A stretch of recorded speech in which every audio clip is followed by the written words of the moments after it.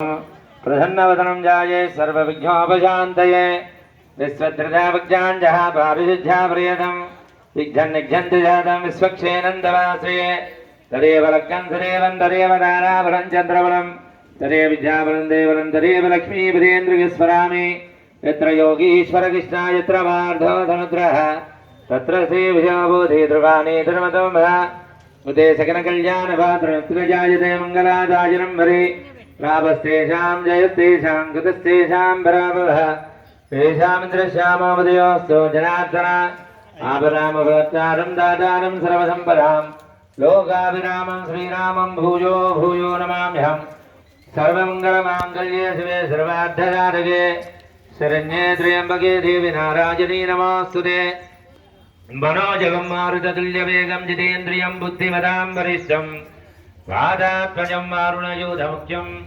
श्रीरामदूतं शिरसा नमामि श्रीराम श्री हनुमते नमः అక్షతలు తీసుకొని నమః అన్నప్పుడల్లా గణపతి దగ్గర రెండు అక్షతలు సమర్పించండి. ఇక్కడ విశేషం ఏమిటంటే ఇద్దరు కలిసి అర్చన చేయటం.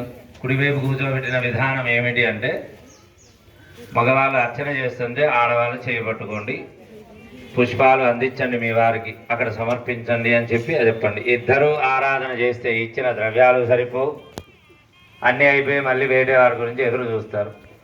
అసలు పూజా భాగంలో ఆడవాళ్ళకు